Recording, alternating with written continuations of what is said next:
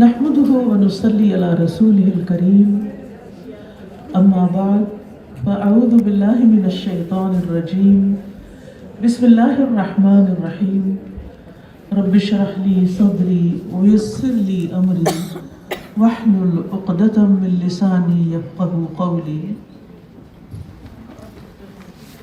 الحمد للہ رب العالمین. سب تعریفیں اللہ کے لیے ہیں جو رب ہے سارے جہانوں کا، جو میرا رب، جو آپ کا رب. اس رب نے ہمیں ساری نعمتیں عطا کی، اسی رب نے ہمیں اس دنیا میں بھیجا اور ہمارے آنے کا ایک مقصد بیان کیا کہ ہم اس دنیا میں کیوں ہیں. اس لیے ہم میں سے ہر ایک کو یہ سمجھنا چاہیے کہ وہ یہاں پر کیوں آیا ہے، اور یہ سوال ہر ایک کے ذہن میں اٹھتا بھی ہے کہ میں یہاں پر کیوں ہوں، مجھے کیا کرنا ہے. مثلا ہم سب اس ہال میں جمع ہوئے ہیں، اور اگر ہمیں یہی نہ پتہ ہو کہ ہم کیوں جمع ہوئے ہیں، ہم یہاں کیا کرنے آئے ہیں، تو آپ سوچئے کہ آپ کا آنا کتنا عجیب ہوگا. آپ کبھی کسی بلڈنگ میں، کسی ہاسپٹل میں، کسی بینک میں، کسی اسکول میں بغیر سوچے سمجھے نہیں جاتے. کوئی مقصد ہوتا ہے پھر آپ وہاں انٹر ہوتے ہیں. اور اگر آپ ویسے ہی انٹر ہو جائیں اور اگر کوئی آپ سے پوچھے آپ کیوں آئے ہیں یہاں، آپ کیا جواب دیں گے؟ مجھے نہیں پتا میں کیوں آیا ہوں، بس ایسے ہی راہ پہ جا رہا تھا، میں ادھر آ گیا ہوں. تو ایسے شخص کے بارے میں کیا کہا جائے گا؟ کہ وہ عقل مند ہے، سمجھدار ہے، یا اس کا دماغ چلا ہوا ہے. حیرت کی بات ہے، ہم اس دنیا میں آئے ہیں اور ہمیں نہیں پتا ہم کیوں آئے ہیں اور ہمیں کیا کر کے جانا ہے یہاں، کیونکہ ہمیشہ کے لیے تو آئے نہیں، آئے ہیں اور جانا بھی ہے. جیسے ہم اس ہال میں آئے ہیں اور تھوڑی دیر کے بعد جانا بھی ہے، اور ہمیں پتا ہے ہم کیوں آئے ہیں. اور اگر ہم اس مقصد پہ فوکس کریں گے جس مقصد کے لیے ہم یہاں آئے ہیں، تو ہم بہت کچھ پا کے جائیں گے. اور اگر ہمیں کسی نے ایسے ہی کہا چلو میرے ساتھ، اور میں چل پڑی اور میں آ کے بیٹھ گئی اور کچھ بھی نہیں صحیح سے سنا، تو کچھ بھی ساتھ نہیں لے کے جائیں گے. بالکل اسی طرح دنیا میں جو لوگ آئے ہیں، ان میں سے جو لوگ یہ سمجھتے ہیں، یہ جانتے ہیں وہ کیوں آئے ہیں، یہاں اسے انہوں نے کیا لینا ہے، اور یہاں سے لے کے اگلی منزل ان کی کون سی ہے اور کہاں پہنچنا ہے، تو ایسے لوگ واقعی بڑے فائدے میں ہیں، کیونکہ وہ جانتا ہے کہ انہوں نے یہاں رہ کے کیا کرنا ہے. تو ہم میں سے ہر شخص کے عقل مند ہونے کا تقاضا یہ ہے کہ ہمیں دنیا میں آنے کا مقصد پتہ ہو، اور پھر اوتھینٹک ذرائع سے پتہ ہو، اور پھر ہم اس مقصد کو پورا بھی کریں. اور پھر جب ہم یہاں سے جانے لگیں تو وہ سب کچھ ہمارے پاس ہو کہ جو اس سے اگلی زندگی میں ہمارے لیے ضروری ہے. اور وہ کیا ضروری ہے، کیا لے کر جانا ہے؟ اللہ سبحانہ وتعالیٰ فرماتے ہیں تبارک الذی بیدہ الملک وہو علی کل شیء قدیر الذی خلق الموت والحیاۃ لیبلوکم. سب کو پتا ہے، لیبلوکم ایکم احسن عملا وہو العزیز الغفور. بہت بابرکت ہے، بہت بلند ہے. تبارک کا لفظ بلندی کے لیے بھی آتا ہے. بہت بلند، بہت بابرکت ہے وہ ہستی جس نے کیا کیا، الذی بیدہ الملک، جس نے پوری کائنات کو اپنے کنٹرول میں لے رکھا ہے. ساری کی ساری دنیا، ساری طاقتیں، ہر چیز اسی کے ہاتھ میں. بیدہ الملک وہو علی کل شیء قدیر، اور وہ ہر چیز پر پوری قدرت رکھتا ہے. الذی خلق الموت والحیاۃ، وہ جس نے موت اور زندگی کو پیدا کیا. کیوں پیدا کیا؟ لیبلوکم، تاکہ تمہارا امتحان لے، تاکہ تمہیں آزما کر دیکھے. کس بات میں؟ کیسے؟ کیا؟ ایکم احسن عملا، کہ تم میں سب سے اچھے عمل کون کرتا ہے، سب سے اچھے کام کس کے ہیں. دوسرے لفظوں میں سب سے اچھے گریڈز کون لیتا ہے، کون اس دنیا میں رہ کر کامیاب ہوتا ہے.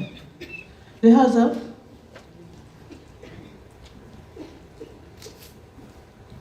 बेहद ज़रूरी है कि हम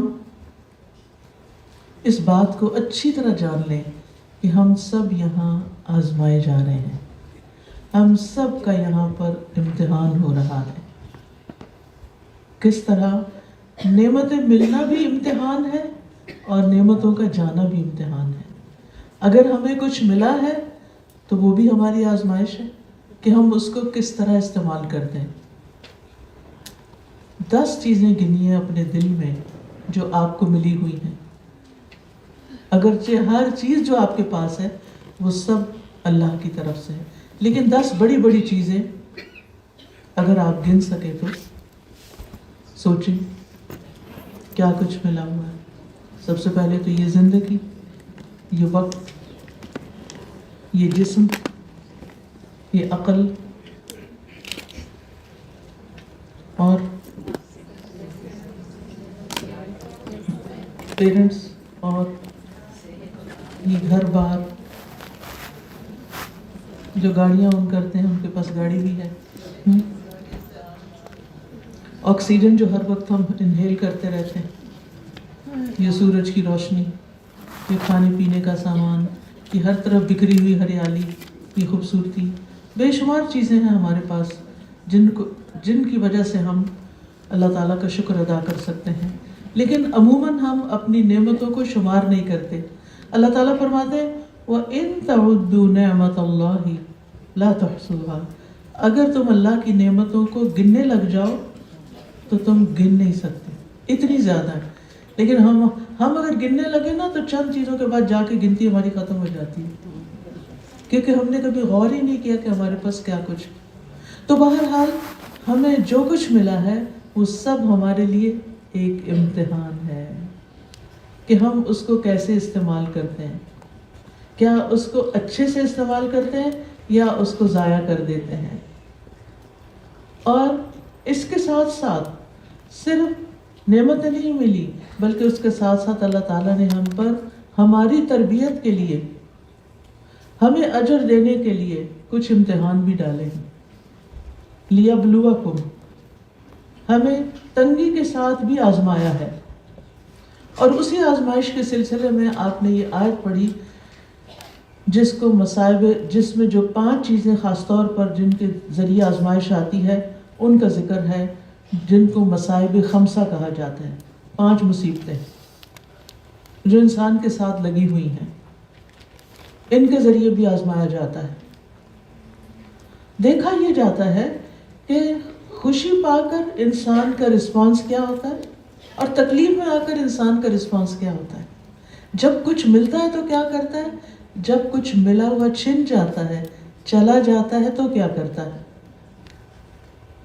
और इसमें हमारे लिए बेहद ज़रूरी है कि हम अपना इम्तिहान खुद लेते रहें, अपना जायज़ा खुद लेते रहें कि हमारे रवैये क्या हैं, हम किस मौके पर क्या करते हैं। जब कोई हमारे साथ अच्छा करता है तो हम क्या करते हैं, और जब कोई हमारे साथ बुरा करता है तो हम क्या करते हैं।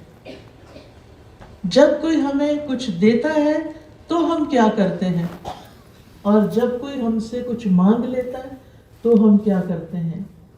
जब कोई चीज़ मिलती है तो क्या करते हैं, जब खो जाती है तो क्या करते हैं। हम किसी के साथ मामला करते हुए क्या करते हैं, और किसी से दूर होकर क्या करते हैं। किसी मुसलमान से मिलते हैं तो क्या करते हैं, किसी नॉन मुस्लिम के साथ मिलते हैं तो क्या करते हैं। हम घर में होते हैं तो क्या करते हैं, हम जॉब पर होते हैं तो क्या करते हैं, हम किसी मार्केट में होते हैं तो क्या करते हैं, हम कुछ खरीद रहे होते हैं तो क्या करते हैं, हम कुछ बेच रहे होते हैं तो क्या करते हैं। ऑल द टाइम सर्विलेंस हो रही है, मुसलसल देखा जा रहा है, हमारा एक एक रिस्पांस लिखा जा रहा है, उसका रिकॉर्ड मेंटेन किया जा रहा है। वो क़यामत के दिन हमारे हाथों में दिया जाएगा और फिर हमसे देखा जाएगा कि हम करते क्या हैं।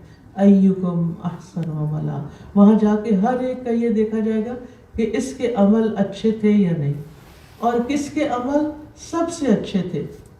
کس کا رسپانس مختلف سچویشن میں سب سے بہتر تھا. لہذا ہمیں آپ میں سے میرا خیال ہے سب نے ہی یہ آیت سن رکھی ہوگی، لیکن میں ہمیشہ قرآن اس طرح پڑھتی ہوں کہ جیسے یہ پہلی دفعہ پڑھ رہی ہوں.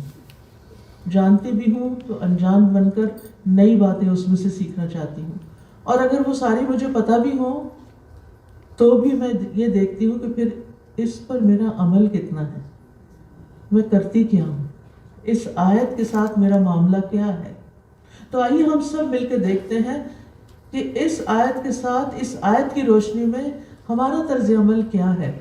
اللہ تعالیٰ فرماتے ہیں وَلَنَبْلُوَنَّكُمْ، اور یقیناً ہم ضرور بضرور تمہیں آزمائیں گے. اعلان کیا جا رہا ہے، اور اس میں واو قسم کی ہے، لام تاکید کا ہے، نون ثقیلہ تاکید کا ہے. 3 دفعہ یعنی ایک بات کو کرنے کے لیے 3 تاکیدات ہیں. تاکید کا مطلب آپ سمجھتے ہیں نا، یعنی اس چیز کو اچھی طرح بیان کیا گیا ہے کہ، اور کوئی چیز جب 3 چیزوں کے ساتھ اسٹرینتھن کر دی جائے، 3 چیزوں میں باندھ دی جائے، لپیٹ دی جائے، تو وہ کتنی اچھی اس کو گرہ لگ جائے گی. یعنی یہ بات اچھی طرح سمجھ لو. پہلی بار جب قسم کھا کے کہا جا رہا ہے، دوسری بار جب یقین دلا کے بات کی جا رہی، تیسری بار جب نون تاکید کے ساتھ ثقیلہ کے ساتھ بات کی جا رہی ہے. کیا کہا جا رہا ہے ان 3 تاکیدوں کے ساتھ؟ نبلونکم، ہم ضرور ضرور تمہاری آزمائش کریں گے، تم سے ضرور امتحان لیا جائے گا. اب دیکھیں جب طالب علموں کو، اسٹوڈنٹس کو یہ پتہ ہوتا ہے کہ ان کا امتحان ہونا ہے تو وہ کیا کرتے ہیں؟ آپ سب کے بچے پڑھ رہے ہوں گے، آپ خود یونیورسٹیز میں تعلیم حاصل کر چکے ہوں گے، تو ایگزامس جب سامنے ہوتے ہیں تو انسان کیا کرتا ہے؟ جب امتحان آتا ہے تو انسان کیا کرتا ہے؟ سو جاتا ہے، آرام کرتا ہے، بازاروں میں گھومتا پھرتا ہے، یا سنجیدگی سے اس کی تیاری کرتا ہے، اس کو فیس کرتا ہے، اور اس وقت اپنے آپ کو سنبھال کر رکھتا ہے، اور ہر لحاظ سے کانشیس ہوتا ہے کہ میرا یہ چانس مس نہ ہو جائے، کہیں میں اس میں فیل نہ ہو جاؤں. ہر بچے کو فکر ہوتی کہ وہ پڑھے یا نہ پڑھے، کہ وہ اس میں فیل ہو رہا ہے یا پاس ہو رہا ہے.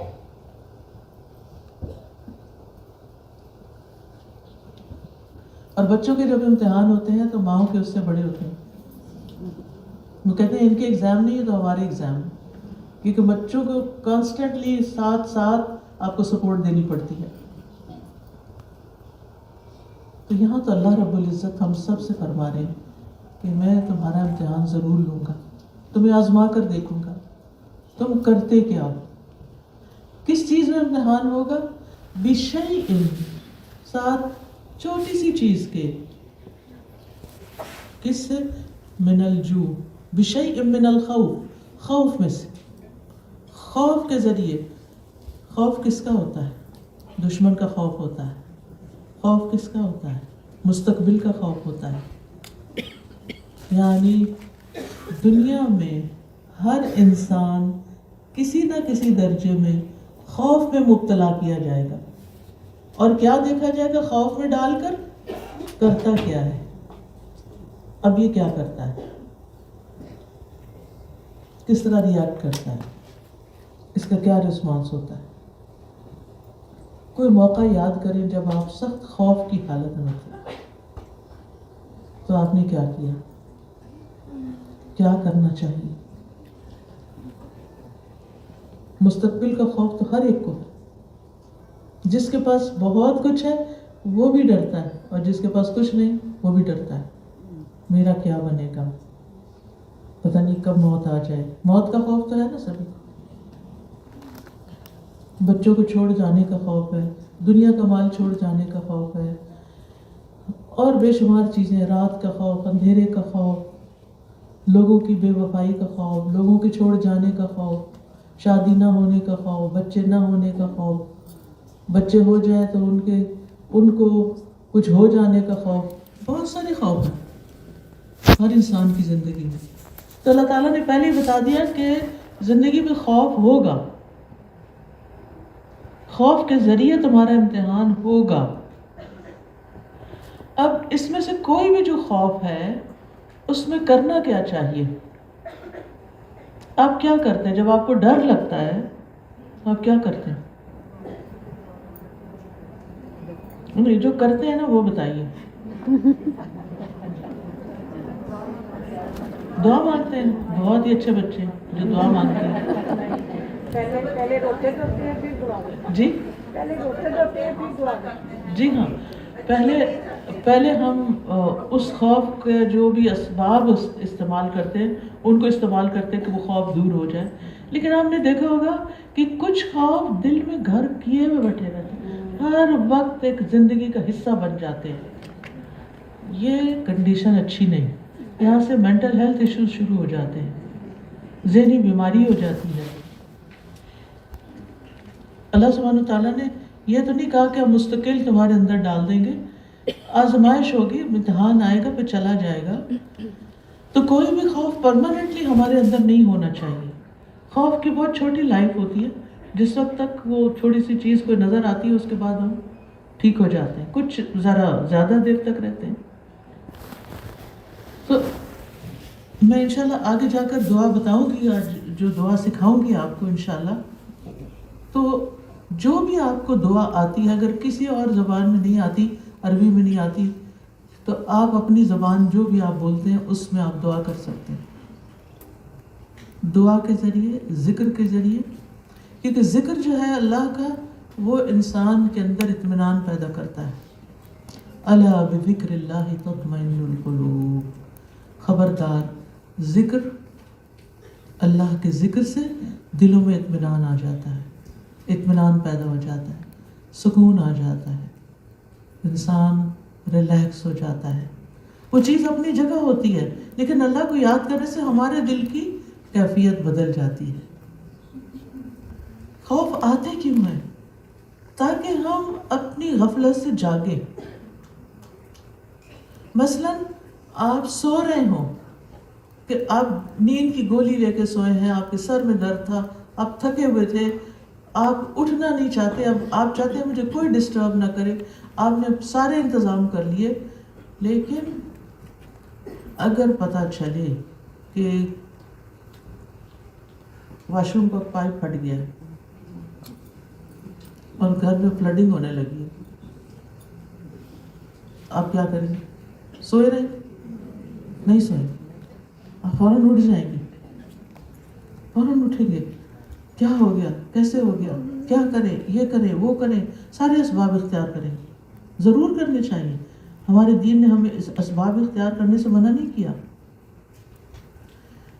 تو خوف اس لیے آتے ہیں تاکہ ہم غفلت سے جاگ جائیں، ٹھیک ہے؟ جب زندگی میں ہمیں امن ہی امن ہو، سکون ہی سکون ہو، تو ہم اللہ کو کب یاد کریں گے؟ ہم تو نہیں یاد کریں گے۔ آرام اور سکون کی حالت اکثر انسان کو اللہ تعالیٰ سے غافل کر دیتی ہے۔ جب سب کچھ مل جاتا ہے تو لوگ اللہ کو کم ہی یاد کرتے ہیں۔ تو اللہ سبحانہ تعالیٰ مختلف طریقوں سے خوف میں مبتلا کر کے آپ کو یاد کراتے رہتے ہیں، آپ کو جگاتے رہتے ہیں کہ یہاں ہمیشہ نہیں رہنا، آگے بھی جانا ہے، مجھ سے ملاقات کرنی ہے، اس ملاقات کی تیاری کرو، بھول نہ جانا، یاد رکھنا ہے، نظر رکھنی ہے اس بات پر کہ کل اللہ کے سامنے کیا پیش کرنا ہے۔ تو وَلَنَبْلُوَنَّكُمْ بِشَيْءٍ مِّنَ الْخَوْفِ، خوف سے ہم تمہیں ہلاتے جلاتے رہیں گے، آزماتے رہیں گے، تکلیف میں ڈالیں گے تاکہ تم سیدھے رہو، اپنے مقصد کو نہ بھولو۔ اب اگر بچوں کا ایگزام نہ ہو تو کیا وہ پڑھیں گے؟ نہیں پڑھیں گے۔ کتنے لوگ ہیں جو والنٹریلی کوئی چیز زندگی میں کرے جس کا انہیں بظاہر کوئی ان کو پش کرنے والا نہیں، کوئی ان کو پیچھے آنے والا نہیں۔ تو خوف ایک طرح سے ہمیں پش کرتا ہے، کچھ کرنے کے لیے آمادہ کرتا ہے، وہ ہماری زندگی میں ضروری ہوتا ہے۔ تو اللہ تعالیٰ نے ہمیں بتا دیا کہ تمہاری آزمائش ضرور ہوگی، بِشَيْءٍ مِّنَ الْخَوْفِ، نمبر 2 والجوع، بھوک. بھوک سے، بھوک ٹیمپرری بھی ہو سکتی ہے اور بھوک وہ بھی ہو سکتی ہے جو اسکرین پہ آپ نے دیکھی. کچھ لوگ اس سے آزمائے جا رہے ہیں، ان کے پاس قحط ہے، ان کے پاس کھانے کو نہیں ہے، اور ان کی بھوک آپ کے لیے آزمائش بنی ہوئی ہے کہ جو کھا کر کچھ کھاتے ہیں اور زیادہ ویسٹ کر دیتے ہیں. آپ جا کے گوگل کریں کہ دنیا میں ڈیلی فوڈ کا کتنا ویسٹیج ہو رہا ہے اور کن ملکوں میں زیادہ ہو رہا ہے، اس میں آپ کے ملک کا نام بھی ہوگا. کیونکہ میں نے اپنی آنکھوں سے دیکھا، ماں نے 2 انڈے بنا دیے، بچے نے 1 کھایا 1 نہیں کھایا، اور میں نے دیکھا اس نے آرام سے اٹھا کے بن میں ڈال دی. واٹ از دس؟ کہ اب کوئی بھی نہیں کھانے والا، بس ٹھیک ہے ڈال دیا بن میں. ویسٹ. پانی کا استعمال دیکھیں. کچھ لوگوں کے پاس بہت کچھ ہے اور کچھ لوگوں کے پاس بھوک ہے. یہ اللہ سبحانہ وتعالیٰ کی تقسیم ہے. وَجَعَلْنَا بَعْضَكُمْ لِبَعْضٍ فِتْنَةً، ہم نے تم میں سے بعض کو بعض کے لیے آزمائش بنا دیا ہے. یہ ایک ملک سے دوسرے ملک کے لوگوں میں بھی ہو سکتی ہے، ایک رنگ اور ایک نسل سے دوسرے رنگ اور نسل کے لوگوں کے لیے ہو سکتی ہے. یہ ایسے یعنی غریب اور امیر کے فرق کے ذریعے بھی ہو سکتی ہے. یہ آپ کے ود ان فیملی اور رشتہ داروں کے ساتھ بھی ہو سکتی ہے. آپ کی شادی ہوئی، اللہ تعالیٰ آپ کو یہاں لے آیا، یہاں آپ کو دنیا کی ہر نعمت مل گئی. جو بہن وہیں رہ گئی، پیچھے بیک ہوم رہ گئی، جہاں سے بھی آپ بلونگ کرتے ہیں، اس کے پاس 2 وقت کا کھانا بھی نہیں ہے. آپ اس کی ہیلپ اس کی آزمائش بھوک کے ساتھ ہے اور آپ کی آزمائش مال کے ساتھ ہے. اب دیکھا کیا جائے گا آپ کا رسپانس. آپ اس کے لیے کیا کرتے ہیں؟ آپ ان بھوکوں کے لیے کیا کرتے ہیں؟ میرا نہیں خیال ہال میں سے کوئی ایک شخص ایسا نہیں ہونا چاہیے کہ جو کچھ نہ کچھ کنٹریبیوٹ کیے بغیر نکلے. یہ ہمارا امتحان ہے نا کہ ہم خود نہیں پہنچ سکتے وہاں جہاں بھوک ہے، لیکن جو لوگ وہاں محنت کر رہے ہیں، کام کر رہے ہیں، ہم ان کو سپورٹ تو کر سکتے ہیں. پتہ نہیں اس کے بدلے ہماری کون سی بلا ٹل جائے. کیونکہ جو صدقہ کی خیر ہوتی ہے نا وہ نسلوں تک جاتی ہے. تو اس لیے کبھی بھی انسان کو نیکی کے کسی کام میں پیچھے نہیں رہنا چاہیے. ایسی مجلس میں بھی ایک آزمائش ہو جاتی ہے کہ انہوں نے ٹکٹ کیوں رکھا ہے، یہ پیسے کہاں جاتے ہیں، شاید وہ ڈاکٹر فرد لینے کے لیے آئی ہیں. اللہ جانتا ہے میرے لیے اس میں سے 1 پاؤنڈ بھی نہیں ہے. میرے لیے خوشی اور اعزاز کی بات ہے کہ میں کسی ایسے کاز کو سپورٹ کروں. اگر میری وجہ سے کسی ایک فیملی کو بھی کھانا مل جاتا ہے تو میں سمجھوں گی کہ میرے لیے اعزاز کی بات ہے. تو بات یہ ہو رہی تھی کہ اللہ سبحانہ و تعالیٰ نے پہلے سے بتا دیا کہ میں امتحان لوں گا، امتحان ہونے والا ہے، تیار رہو. کبھی خوف سے ہوگا، کبھی بھوک سے ہوگا. بھوک کبھی ڈائریکٹ تم پر ہوگی یا کبھی کسی اور کے اوپر آئے گی بھوک، اور تمہارا امتحان انڈائریکٹلی ہو جائے گا کہ اس موقع پر تم کیا کرتے ہو. وَنَقْصٍ مِّنَ الْأَمْوَالِ، اور مالوں کی کمی. یہاں مال نہیں کہا، اموال کہا، کیونکہ انسان کے پاس کئی طرح کے سورسز ہوتے ہیں، کئی طرح کے ریسورسز ہوتے ہیں جس سے وہ ارن کرتا ہے. کئی بزنسز ہوتے ہیں، آپ جاب بھی کریں، کیونکہ مال سے بڑی محبت ہے نا. وَإِنَّهُ لِحُبِّ الْخَيْرِ لَشَدِيدٌ، اللہ تعالیٰ نے خود بتا دیا کہ وہ مال کی محبت میں بڑا شدید ہے، یعنی انسان. تو آپ دیکھیے کہ یہ مال کی محبت انسان کو چین سے نہیں بیٹھنے دیتی. اگر کچھ پیسے جمع ہو گئے تو آرام سے ہم تھوڑی بیٹھیں گے، ہم فوراً سوچیں گے ان کو کہاں انویسٹ کریں. ہم فوراً سوچیں گے اس کا چلے کوئی گولڈ ہی لے کے رکھ لیں، کبھی کام آ جائے گا، کوئی پلاٹ لے لیں، ریئل اسٹیٹ میں لگا دیں. پھر اسی طرح اگر جاب کر رہے ہیں تو ہم سوچتے ہیں اب تو سارے لوگ گھروں سے بزنس کر رہے ہیں، ہم بھی کچھ شروع کر لیں، آن لائن بزنس شروع کر لیں. اور کچھ نہیں تو فیک فراڈ ریویوز دے کر کچھ پیسے کما لیں. یعنی آج کل یہ بھی بہت ٹرینڈ چلا ہوا ہے، نہ حلال کی پرواہ نہ حرام کی پرواہ. اب لوگوں کے لیے پہلے اگر کوئی رشوت لیتا تھا یا کوئی حرام کام کرتا تھا، کوئی شراب کی دکان کھول بیٹھتا تھا یا اپنی دکان میں شراب رکھتا تھا، تو لوگ سوچتے تھے اس کا رزق حلال نہیں ہے، اس سے بچنا چاہیے، اس نے ٹھیک نہیں کیا. یعنی مسلمانوں کے اندر ایک عمومی، کیونکہ مجھے 40 ایئرس پہلے میں یہاں آئی تھی پڑھنے کے لیے، 1985 میں پہلی دفعہ لینڈ کی تھی گلاسگو میں. تو اس وقت اور اب میں کافی فرق نظر آتا ہے اس اعتبار سے کہ اس وقت میں دیکھتی تھی کہ یعنی چیدہ یعنی کوئی مسلمانوں کی شاپ ہوتی تھی، گروسری سٹور ہوتا تھا جس میں کچھ الکوہل وغیرہ ہوتی تھی، اور کچھ اور لوگوں کو میں دیکھتی تھی وہ ہمیشہ اس کو اچھا نہیں سمجھتے تھے کہ انہوں نے ٹھیک نہیں کیا. حتیٰ کہ اس گھر کی بعض خواتین کو مجھے ابھی تک یاد ہے کہ وہ مجھ سے پریشان ہو کے بات کرتی تھی کہ ہم اپنے ہسبینڈس کو روکتے ہیں اور وہ باز نہیں آتے، وہ کہتے ہیں اس کے بغیر اسٹور نہیں چلتا. تو زیادہ کی ہرس نے بہت سے حرام کام کرنے کو، وہ کام سامنے ہوتے تھے نا، جو بھی غلط کوئی کام کرتا تھا سامنے کرتا تھا تو لوگوں کے اندر ایک پہچان تھی کہ یہ ٹھیک نہیں ہے.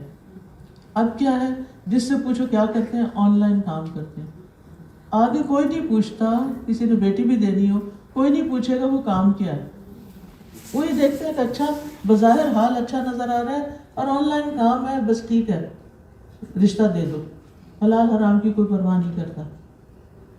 تو بہرحال میرے کہنے کا مقصد یہ ہے کہ مال کی محبت انسان کو نچلا نہیں بیٹھنے دیتی کہ بس اتنا ضرورت کا کافی ہو گیا، میں اپنی باقی زندگی کچھ عبادت میں گزاروں، کچھ لوگوں کی خدمت میں گزاروں، کچھ والنٹیئر کام کروں اور کچھ لوگوں کو دین کی تبلیغ کروں، اللہ کی طرف بلاؤں، دعوت کا کام کروں.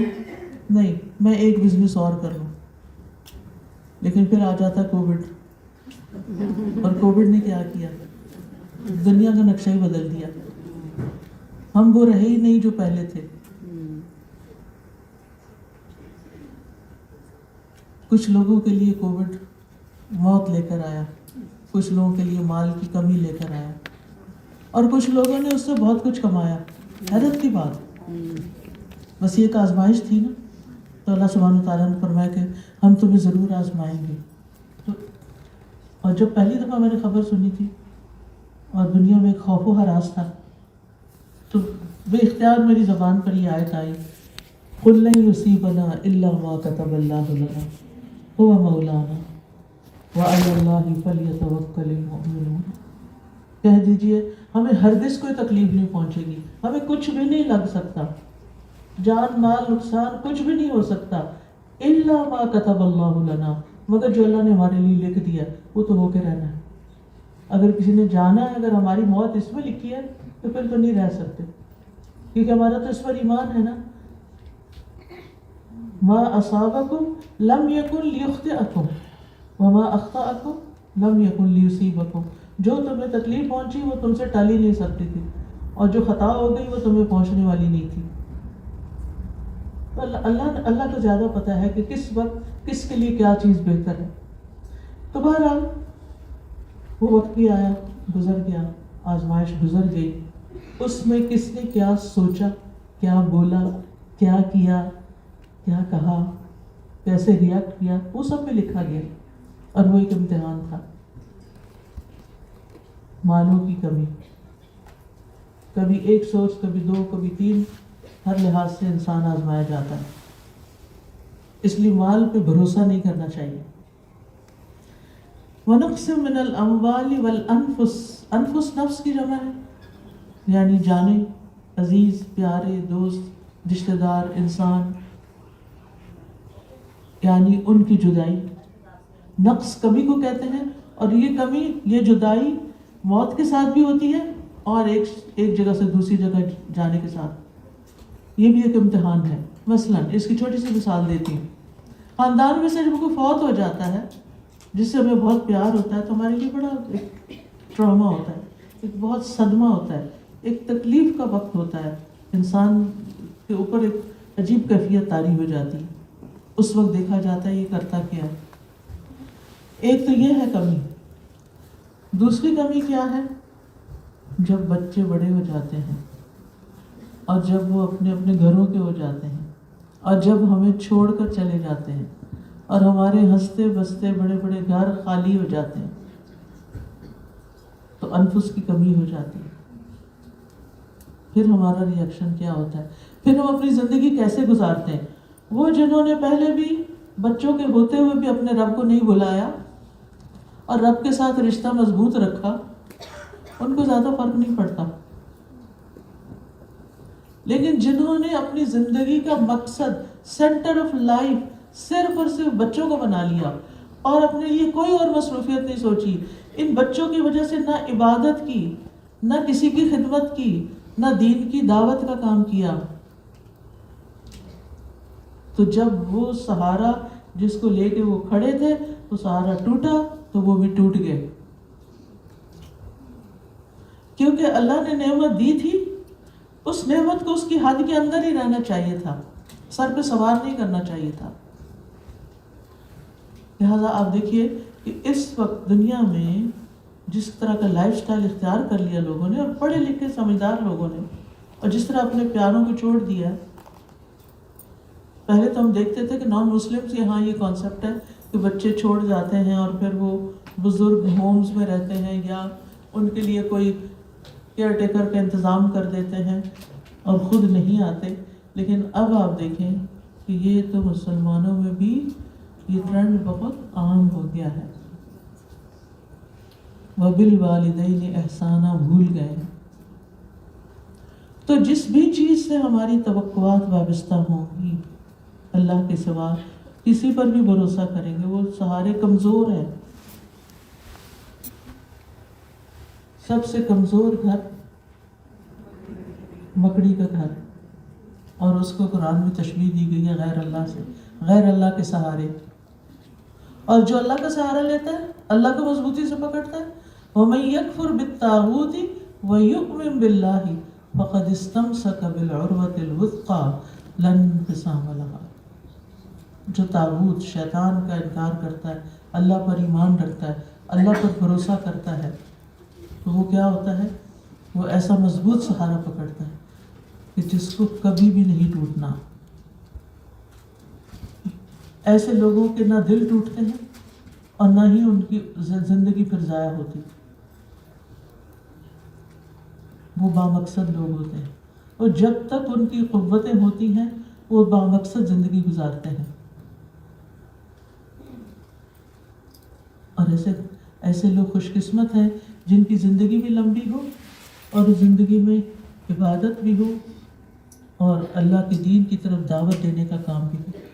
تو اس سے پہلے کہ سب چھوڑ کر ہمیں چلے جائیں، ہم ینگ مدرس کو بھی کہوں کہ ٹھیک ہے، اپنے بچوں کو بہت ٹائم دیں، ان کو توجہ دیں، انہیں کھلائیں پلائیں، انہیں پڑھائیں لکھائیں سکھائیں، لیکن اللہ کا حق نہ بھولیں. نہ اپنی زندگی میں بچوں کی وجہ سے نمازیں نہ چھوڑیں، بچوں کی وجہ سے صدقہ خیرات نہ چھوڑیں کہ ہر ہفتے ان کے لیے کوئی نئے ٹوائز لے آئیں اور مسجد میں ڈالنے کے لیے کچھ بھی نہ ہو آپ کے پاس. جمعہ پہ جمعہ پڑھنے جائیں، ساری فیسلٹی استعمال کریں اور وہاں کچھ بھی چھوڑ کر نہ آئیں، کچھ بھی حق دے کر نہ آئیں. ایسے نہیں زندگی گزرنی چاہیے. لہٰذا بے حد ضروری ہے کہ ہم اپنی زندگی کے مقصد کو پہچانیں، کیونکہ یہ ساری آزمائشیں تو آئیں گی، لیکن اگر آپ کا فوکس اہم ترین چیز کی طرف ہوگا، باقی چیزیں بہت چھوٹی ہو جائیں گی. جب آپ کی نگاہ بلند ہو جائے گی، آپ اوپر یعنی بلندیوں کی طرف دیکھیں گے، بلند درجات کی طرف بڑھیں گے، باقی سب چیزیں چھوٹی ہو جائیں گی. بالکل ایسے ہی جیسے آپ پہاڑ پر سفر کرتے ہیں نا، جب جاتے ہیں چوٹی پہ چڑھ کے دیکھتے ہیں تو نیچے شہر کی گاڑیاں یا چھوٹی چھوٹی ڈنکیاں نظر آ رہی ہوتی ہیں. وہ گاڑیاں جن سے آپ بڑے امپریس ہو رہے ہوتے ہیں، وہاں جا کر ان کی کوئی ویلیو نہیں ہوتی. جہاز پہ اگر آپ جب جہاز لینڈ کر رہا ہوتا ہے نا، زمین پہ چیزیں نظر آنے لگتی ہیں، یا تھوڑا اوپر بھی جاتا ہے، ہر چیز اتنی چھوٹی چھوٹی نظر آ رہی ہوتی ہے. تو جن کے ارادے بلند ہوں، جن کے مقاصد بلند ہوں، جن کی شاخیں آسمان میں ہوں، فرعها فی السماء، پھر ان کے لیے باقی ساری غم ہم تکلیفیں پریشانیاں بہت چھوٹی ہو جاتی ہیں. ان کی ساری انرجی کسی ایک چیز پر فوکس کر رہی ہوتی ہے کہ ہم نے اللہ کی اطاعت میں جینا ہے، اور وہ کام کرنے ہیں جن سے اللہ تعالیٰ خوش ہوتا ہے. چاہے وہ گھر کا کھانا پکانا ہے، وہ بھی اللہ کی خاطر پکانا ہے، گھر والوں پہ احسان نہیں کرنا. چاہے وہ بچوں کو پالنا ہے، چاہے بوڑھے والدین کو دیکھنا ہے، چاہے اپنے نیبرز کو دیکھنا ہے، چاہے ہسپتالوں میں جا کے والنٹیئر کر کے بیماروں کی خدمت کرنی ہے. کیونکہ افسوس کے ساتھ کہنا پڑتا ہے ہماری سوسائٹی لینے والی سوسائٹی بن گئی ہے، دینے والی نہیں. اس ملک میں آئے ہیں فائدہ اٹھانے کے لیے، دینے کے لیے نہیں. جبکہ آپ دیکھیں یہاں سے نکلے ہوئے لوگ ہمارے ملکوں میں جا کر ایک معمولی لائف سٹائل کے ساتھ اپنے دین کی پریچنگ کر رہے ہوتے ہیں، ہسپتال قائم کر رہے ہوتے ہیں، اسکول بنا رہے ہوتے ہیں، لوگوں کو طرح طرح کی فیسلٹیز دے رہے ہوتے ہیں تاکہ لوگ ان کے دین میں داخل ہو جائیں. اور یہ کام تو ہمارے ذمہ تھا. کنتم خیر امۃ اخرجت للناس تأمرون بالمعروف وتنہون عن المنکر. تم بہترین امت ہو جو انسانوں کے لیے نکالی گئی. للناس کس کام کے لیے؟ لوگوں کو نیکی کا حکم دو گے اور برائی سے روکو گے. تو بات یہ ہے ہمیں اپنی ذات کے خول سے نکلنا ہے. ہمیں سیلف سینٹرڈ ہونے کی بجائے ہمیں اپنی توجہ، اپنا قبلہ کچھ اور مقرر کرنا ہے. ہمیں اپنی زندگی کا مقصد اللہ کی رضا حاصل کرنا ہے.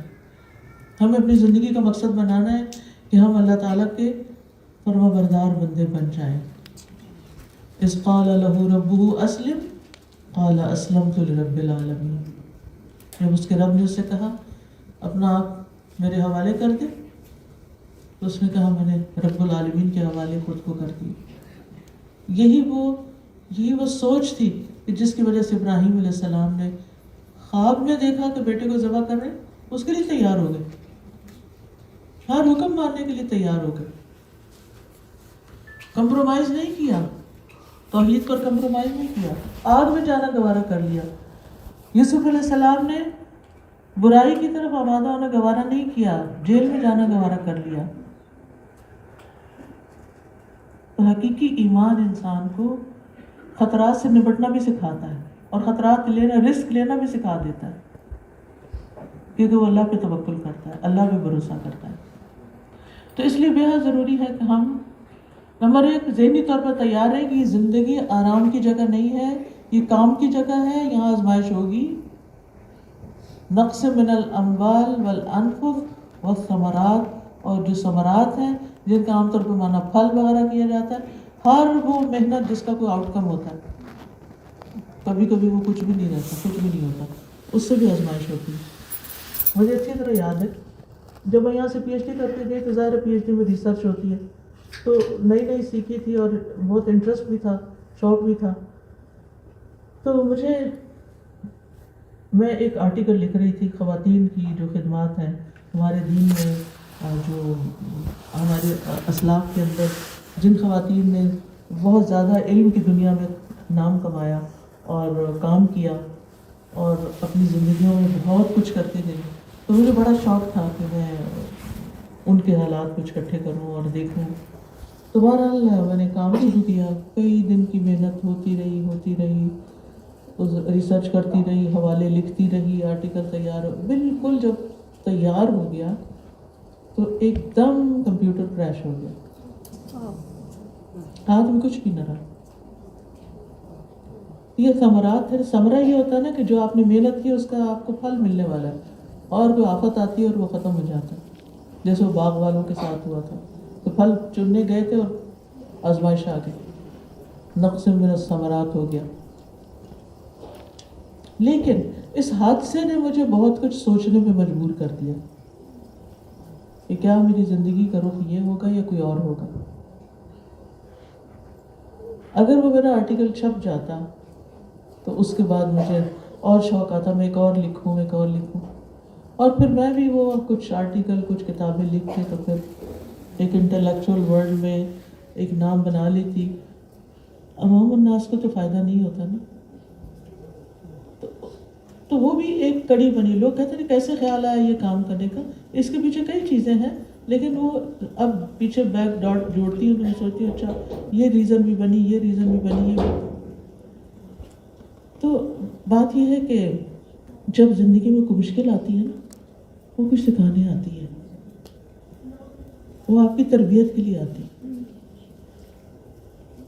مشکل یاد کر لیں کہ جو آپ کو آئی ہو اور آپ نے اس سے کچھ سبق سیکھا، تو اس پر پھر شکر ادا کریں کہ اللہ آپ کا شکر کہ آپ نے یہ راستہ بند کر کے مجھے اس پر ڈال دیا. اگر تو میرے لیے وہ راستہ بند نہ کرتا اور میں اس پہ جاتی تو شاید میں وہ سب کچھ نہ پا سکتی جو آج مجھے آپ نے دیا، کیونکہ کچھ اللہ کے فیصلے ہوتے ہیں. تو اس لیے زندگی میں اگر کوئی چیز ابھی ایسی آ گئی ہے جو پسند نہیں، ذرا صبر کر لیں، کیونکہ اللہ سبحانہ و تعالیٰ فرماتے ہیں کہ وَبَشِّرِ الصَّابِرِينَ وَلَنَبْلُوَنَّكُمْ بِشَيْءٍ مِّنَ الْخَوْفِ وَالْجُوعِ وَنَقْصٍ مِّنَ الْأَمْوَالِ وَالْأَنفُسِ وَالثَّمَرَاتِ وَبَشِّرِ الصَّابِرِينَ الَّذِينَ إِذَا أَصَابَتْهُمْ مُصِيبَةٌ. تو پہلا کام کرنے کا کیا ہے کہ جن پہ یہ مصیبتیں آئیں گی ان کے لیے اگر وہ صبر کریں تو خوشخبری ہے کہ ان کو اس کا بہترین بدلہ ملنے والا ہے، اس کے بعد تو خیر آنے والی ہے. وَلَلْآخِرَةُ خَيْرٌ لَكَ مِنَ الْأُولَى. اللہ نے آپ کو چھوڑا نہیں. وَالضُّحَىٰ وَاللَّيْلِ إِذَا سَجَىٰ مَا وَدَّعَكَ رَبُّكَ وَمَا قَلَىٰ.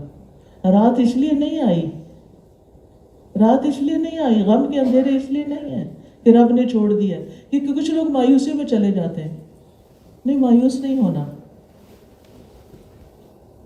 ما ودعک ربک وما قلی، نہ وہ ناراض ہوا ہے. وللآخرۃ خیر لک من الاولی، اور بعد میں آنے والی چیز پہلی سے بہتر ہوگی. اس لیے آپ کسی بھی حال میں، کسی بھی دکھ میں، کسی بھی تکلیف میں، کسی بھی پریشانی میں اپنی سوچ مثبت کر لیں. آپ سوچیں اس سے خیر نکلنے والی، اس کے بدلے مجھے کچھ ملنے والا ہے. کبھی کبھی جلدی مل جاتا ہے اور کبھی کبھی آزمائش لمبی بھی ہو سکتی، لیکن اللہ سے شکوہ نہیں کرنا، آپ نے اللہ سے ناراض نہیں ہونا، ہر حال میں راضی رہنا ہے. جو راضی ہوتا ہے اللہ اس کو راضی کر دیتا ہے، اور جو ناراض ہوتا ہے اللہ تعالیٰ اس سے بھی ناراض ہو جاتا ہے. اللہ تعالیٰ کسی بھی آزمائش کے وقت ناراض نہیں ہونا، ایمان چلا جائے گا. پھر کیا حاصل؟ مایوس نہیں ہونا. مایوسی کفر ہے، انسان سے وہ سارے اچھے کام چھڑا دیتی ہے جو اس کو نہیں چھوڑنے چاہیے. وَبَشِّرِ الصَّابِرِينَ. ایسے موقع پہ صبر کرنا ہے. صبر کرنے والوں کے لیے خوشخبری، اور خوشخبری اللہ تعالیٰ دے رہے ہیں.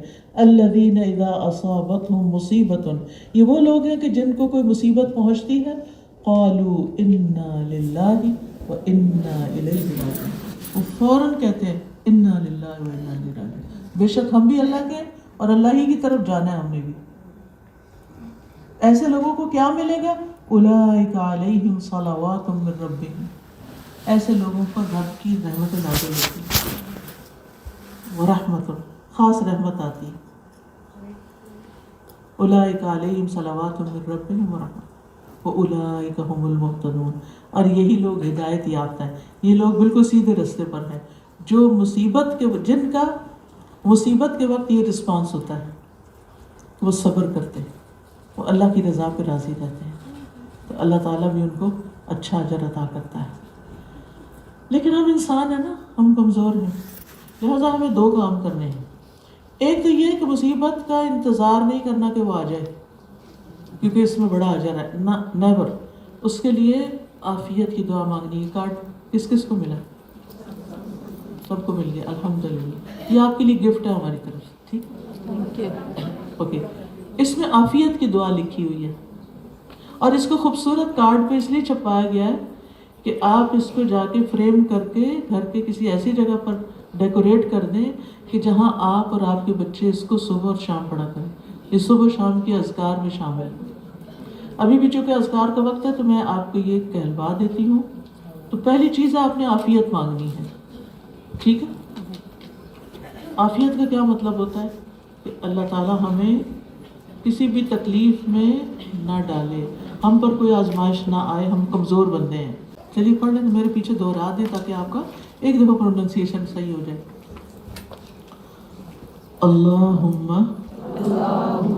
انی اسألک العافیۃ فی الدنیا والآخرہ. اللہم انی اسألک العفو والعافیۃ فی دینی ودنیایا وأہلی ومالی اللہم استر عوراتی وآمن روعاتی اللہم احفظنی اللہم احفظنی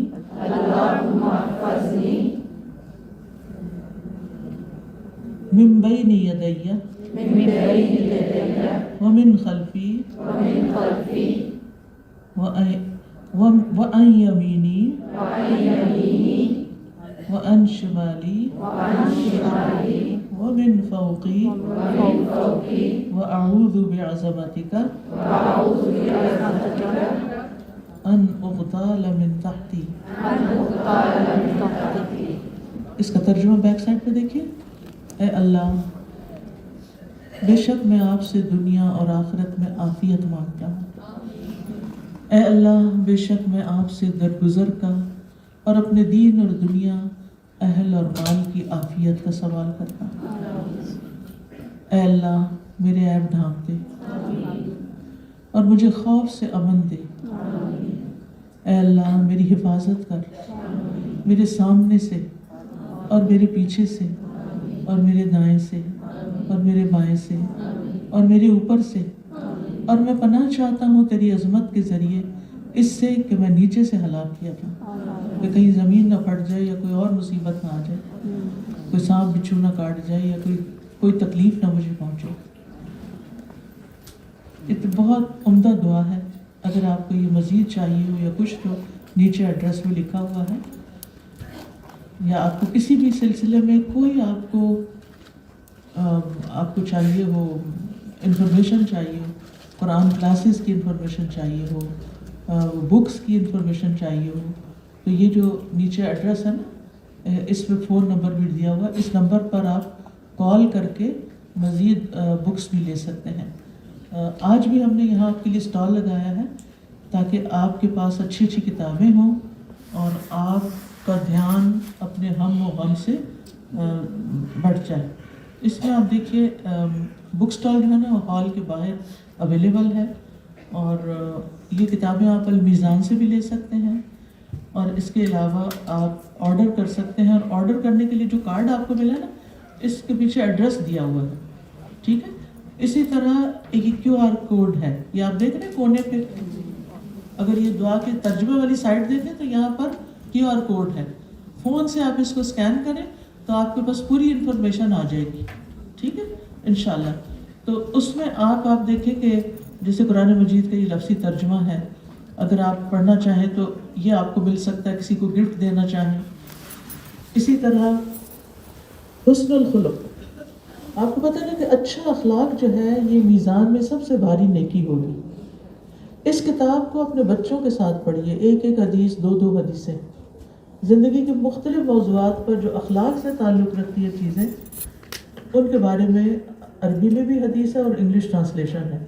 یہ کتاب ہر گھر میں ہونی چاہیے تاکہ آپ کے بچے اچھا اخلاق سیکھیں، اچھے مینر سیکھیں، یعنی جو دینی اخلاق ہوتا ہے، جس کو دینی اخلاق کہتے ہیں. اسی طرح ہم میں سے ہر ایک کو اپنے انجام کی فکر ہوتی ہے. یہ میں نے کچھ کہانیاں اکٹھی کروائی تھیں، ریئل لائف سٹوریز ہیں جس میں لوگوں کا انجام کیسا ہوا اور ان کی کیا اچھی نیک عادتیں تھیں.